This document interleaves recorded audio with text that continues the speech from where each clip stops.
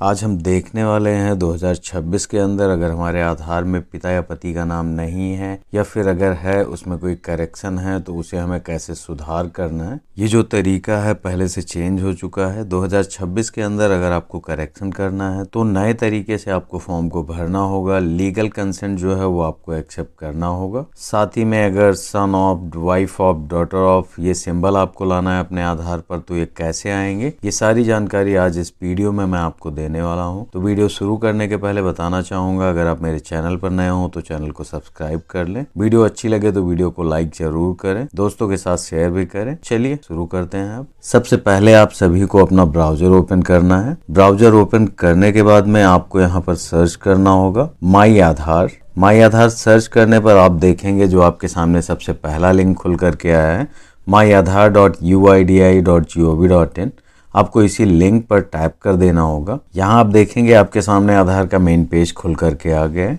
सबसे पहला ऑप्शन मिल रहा है आपको लॉगिन का। लॉगिन पर आपको टैप कर देना होगा। यहाँ पर जिसके भी आधार में आपको करेक्शन करना है या फिर आपको अपने खुद के आधार में करेक्शन करना है तो आपको अपना आधार नंबर यहाँ पर दर्ज कर देना होगा। नीचे आप कैप्चा कोड जैसा देख रहे हैं एज इट इज आपको यहाँ पर दर्ज कर देना है। उसके बाद आप देखेंगे एक बटन आपको मिल रही है लॉगिन विथ OTP। आपको इसी बटन पर टैप कर देना होगा। आपके रजिस्टर्ड मोबाइल नंबर पर जो भी मोबाइल नंबर आपके आधार से लिंक होगा उस मोबाइल नंबर पर आपको एक OTP प्राप्त होगी। उस OTP को आपको यहाँ पर दर्ज कर देना होगा। लॉगिन की बटन आपको दिख रही है, इस बटन पर आपको टैप कर देना है। आप देखेंगे आप अपने आधार के पेज पर लॉगिन हो जाएंगे। यहाँ पर आधार से रिलेटेड जितनी भी सर्विसेज हैं वो सारी सर्विसेज आपको यहाँ पर दिख जाएंगी। राइट साइड में आप देखेंगे यहाँ पर जितनी भी आपने आधार से रिलेटेड रिक्वेस्ट की होगी वो सारी रिक्वेस्ट आपको माई ऑनलाइन रिक्वेस्ट के कॉलम में नजर आएंगी। अभी आप देख सकते हैं यहाँ पर जो है रिक्वेस्ट जो है मेरी वो एम्प्टी है। अभी जब भी हम यहाँ पर रिक्वेस्ट करेंगे तो यहाँ पर लिस्टिंग में हमारी डिटेल आ जाएगी कि आपने किस चीज के लिए, किस करेक्शन के लिए आपने रिक्वेस्ट डाली है। आप देखेंगे यहाँ पर आपको अगर अपने आधार में अपने पिता का या पति का नाम अपडेट करना है या लीगल गार्जियन का नाम अपडेट करना है तो उसके लिए सबसे पहले आपको एड्रेस अपडेट के ऑप्शन पर टैप कर देना होगा। एड्रेस अपडेट के ऑप्शन पर जब आप टैप करेंगे तो यहाँ पर आपके सामने दो ऑप्शन खुल करके आ जाएंगे। पहला ऑप्शन है यहाँ पर update address using your document. आप किसी डॉक्यूमेंट के द्वारा अपना पता अपडेट करना चाहते हैं।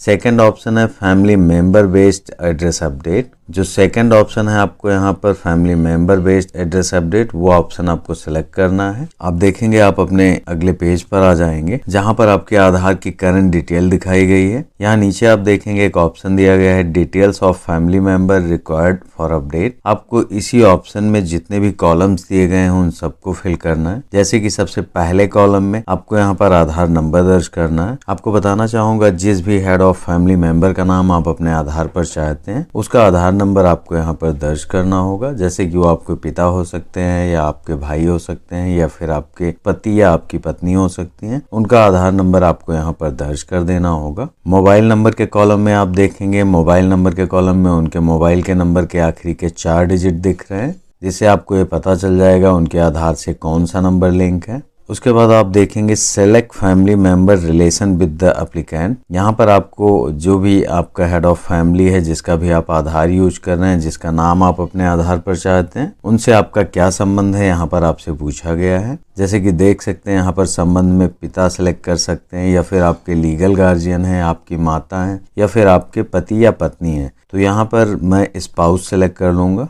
उसके बाद आप नीचे देखेंगे यहाँ पर लीगल स्टेटमेंट का एक ऑप्शन दिया गया है जिसे कि आपको टिक कर देना होगा। उसके बाद आपके सामने एक पॉपअप विंडो खुलकर आएगी जहां पर आपको कुछ टर्म एंड कंडीशंस बताई गई हैं, वो आपको एक्सेप्ट कर लेना होगा। एक्सेप्ट करने के बाद में आपको यहाँ पर नेक्स्ट की बटन दिख रही है, आपको उस बटन पर टैप कर देना है। टैप करने के बाद आप देखेंगे आप अपने अगले पेज पर आ जाएंगे।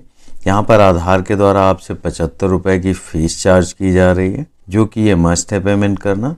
इसको पेमेंट करने के लिए सबसे पहले आपको ये डिक्लेरेशन बॉक्स सेलेक्ट कर लेना है। उसके बाद पेमेंट का ऑप्शन देखेंगे यहाँ पर 2 मोड है आपके पास। पहला रोजर पे, सेकंड है पे यू विश। आप इन दोनों में से किसी भी मोड के जरिए आप अपनी पेमेंट कर सकते हैं। यहाँ पर इनमें से कोई एक सेलेक्ट कर लेना है। उसके बाद मेक पेमेंट के बटन पर आपको टैप कर देना होगा। आप अपने पेमेंट के पेज पर आ जाएंगे। यहाँ पर पेमेंट करने के लिए आप देखेंगे यहाँ पर आपके पास में सारे मोड दिए गए हैं जैसा कि यूपीआई, कार्ड, नेट बैंकिंग या वॉलेट। साथ में यहाँ पर आपको क्यूआर कोड भी दिया गया है। मैं इसी QR कोड के जरिए पेमेंट करूंगा। सो QR के ऑप्शन पर टैप करूंगा। कंटिन्यू एंड पे का ऑप्शन आ गया है, इस बटन पर आपको टैप कर देना है। आपका QR जो है वो आपके सामने आ जाएगा। आप किसी भी UPI ऐप के माध्यम से इसे स्कैन करके आप अपनी पेमेंट कर सकते हैं। आप देखेंगे मेरी पेमेंट जो है वो सक्सेसफुल हो चुकी है। पेमेंट सक्सेसफुल होने के बाद में आप यहाँ पर देखेंगे आपके सामने जो है वो आपकी एक्नॉलेजमेंट रिसिप्ट डाउनलोड करने का ऑप्शन आ गया है। डाउनलोड एक्नॉलेजमेंट के बटन पर आपको टैप कर देना होगा। आप देखेंगे आपकी एक्नॉलेजमेंट स्लिप कुछ इस तरीके से डाउनलोड हो गई है, जिसमें कि आपका SRN नंबर दिया गया है, आपका इनवॉइस नंबर है, रिक्वेस्ट टाइप भी आपको यहाँ पर दर्शाया गया है। इसके बाद आप अपने आधार के पेज पर आ जाएंगे। इस पेज को आप यहाँ से लॉग आउट कर देंगे। दोबारा से आपको अपने माई आधार के पेज पर आ जाना है। लॉगिन के बटन पर आपको दोबारा से टैप करना होगा। जिस भी फैमिली मेंबर का आप आधार यूज कर रहे हैं उनका नाम अपने आधार पर लाने के लिए आपको उन्हीं का आधार नंबर यहाँ पर दर्ज कर देना होगा। कैप्चा कोड आपको जैसा दिख रहा है एज इट इज आपको वो यहाँ पर दर्ज कर देना है। लॉगिन विथ OTP के बटन पर आपको टैप कर देना होगा। जो भी आपके हेड ऑफ फैमिली मेंबर के आधार से लिंक मोबाइल नंबर होगा उस पर OTP भेजी जाएगी। वो OTP आपको यहाँ पर दर्ज कर देना है। लॉगिन के बटन पर आपको टैप कर देना होगा। आप देखेंगे आप उनके आधार के पेज पर लॉगिन हो गए हैं। यहाँ पर आप स्क्रॉल डाउन करके आपको नीचे आना होगा। फैमिली मेंबर रिक्वेस्ट में आप जाएंगे। यहाँ पर आपसे आपका SRN नंबर पूछा गया है। इस जगह पर आपको अपनी एक्नॉलेजमेंट स्लिप ओपन कर लेनी है। उसमें आपका SRN नंबर है जो कि आप देख सकते हैं, कुछ ऐसा दिखेगा। आपको यहाँ पर दर्ज कर देना है। एक्सेप्ट की बटन आपको दिख रही है, इस पर आपको टैप कर देना होगा। लीगल स्टेटमेंट फिर से यहाँ पर खुल करके आ चुकी है। आपको लीगल स्टेटमेंट जो है वो सेलेक्ट कर लेना है। उसके बाद एक्सेप्ट की बटन पर आप टैप कर देंगे। आपके सामने एक पॉपअप विंडो आएगी जहाँ पर आपसे पूछा गया है कृपया आप कंफर्म करिए कि आप अपना पता शेयर करना चाहते हैं।